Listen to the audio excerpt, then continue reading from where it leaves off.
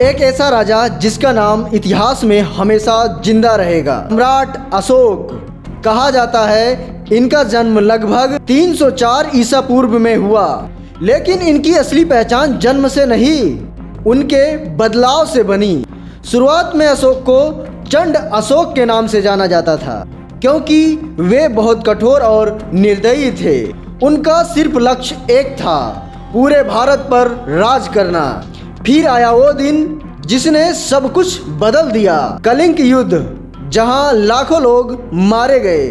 चारों तरफ लाशें, चीखें और खामोशी उनको दिखाई दे रही थी। उसी बीच उनका दिल टूट गया और उसी दिन उन्होंने एक बहुत महत्वपूर्ण डिसीजन लिया। उन्होंने तलवार छोड़ दिया और उन्होंने समझ लिया असली चीज किसी को मारने में जीत नहीं है, बल्कि खुद को बदलने में है। और यहीं से जन्म हुआ धर्म अशोक का। उन्होंने बौद्ध धर्म अपनाया, अहिंसा और शांति का संदेश फैलाया और अपनी विचार पत्थरों पर लिखवाए।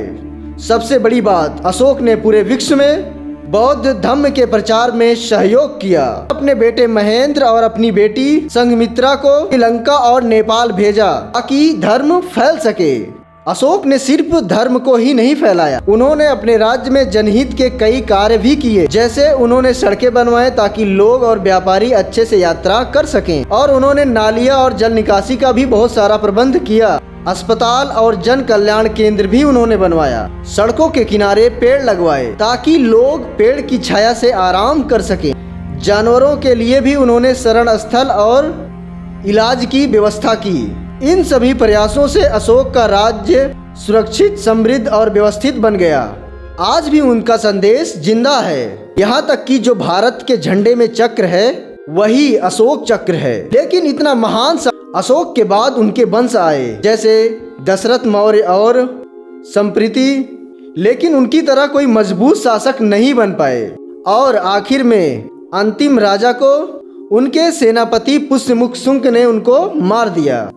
यही खत्म हुआ महान मौर्य वंश, क्योंकि जिस इंसान ने दुनिया जीत ली और उसने अंत में खुद को भी जीत लिया।